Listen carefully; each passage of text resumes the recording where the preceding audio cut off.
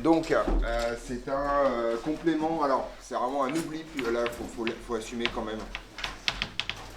Donc voilà, j'ai été très mauvaise foi quand on m'a posé la question. J'ai dit ouais, il y a un dessin, c'est bon, machin truc, mais bon, ça c'est quand même une réponse d'extrême mauvaise foi sur le sujet.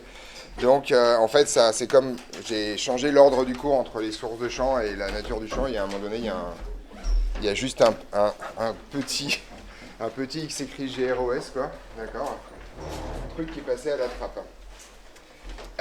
Donc vous avez quelque part dans votre... Alors vous pouvez le mettre tout à la fin, mais si vous voulez que ce soit cohérent avec votre cours, vous avez quelque part dans votre cours un dessin qui ressemble à ça. Vous avez une spire parcourue par une intensité I, et je ne sais pas quelle couleur j'ai utilisée, mais vous avez des lignes de champ qui sortent comme ça. J'ai fait un dessin comme ça à un moment donné ou à un autre. Est-ce que vous voyez toutes et tous ce que c'est dans le cours d'induction? Il y a à peine que je vous dise d'amener votre cours d'induction. Hein? C'est du violet la couleur. Ok, je vais remettre en violet pour être sûr. Voilà. Moi, il y a les couleurs du cours. C'est bien. Tu aimes bien les cours en couleur, Mourad? Comment? Tu aimes bien les cours en couleur? Oui. Non, t'auras dit non, hein. C'était une vraie question. Hein. C'est bon, vous l'avez cette histoire-là? C'était dans l'histoire de source de champ et c'était juste avant qu'on ait fait la bobine longue. Et en fait, j'ai utilisé le résultat que j'aurais dû écrire dans la bobine longue. J'ai dit, bah ouais, la bobine, elle produit un champ comme ça, spire par spire. Sauf que j'ai oublié de dire un truc extrêmement important qui est écrit là.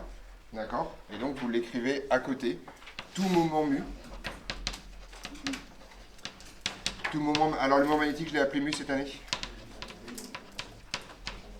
Tout moment magnétique nu produit en son voisinage un champ magnétique de même sens et direction. Voilà, terminé, au revoir. Il fallait l'écrire. C'est hyper important. Je l'ai utilisé littéralement partout dans le cours après. J'ai dit, bah regardez, un disque dur, ça produit un champ, enfin voilà, ça prenait un champ magnétique. La bobine, ça prenait un champ magnétique. Quand j'ai fait la spire tournante, j'ai dit, cette spire produit un champ qui s'oppose à la variation du champ. Parce qu'il y a un moment magnétique, et un moment magnétique produit un champ. Tout bête. Quand j'ai fait les mutuelles, par exemple, j'ai dit, le moment magnétique produit un champ. Enfin voilà, je l'ai utilisé partout, mais j'ai oublié d'écrire. C'est là. Donc, si je suis de très mauvaise foi, je dis, ouais, vous aurez pu deviner. Bon, voilà, faut pas les connaître. Ouais. Oui, je l'ai dit, non, mais. Non, alors, ça fait 20 ans que j'enseigne, je sais qu'il y a une grosse différence entre ce que je dis et ce que vous écrivez sur votre cours. D'accord? Voilà. Il y a une raison pour laquelle j'écris tout au tableau, c'est parce que je sais que la transmission est plus efficace. Je ne dis pas qu'elle est efficace à 100%, mais elle est plus efficace comme ça. D'accord? Donc c'était juste ça. Donc en gros, ça signifie que si vous avez vous pouvez faire un dessin schématique en dessous. Alors je ne sais pas quelle couleur j'avais utilisé pour le magnétique de manière générale, mais ça signifie donc que si vous avez un moment magnétique, je ne sais pas, un mu qui est comme ça, et ben vous savez en fait que juste à côté, vous avez un champ magnétique qui va être comme ça.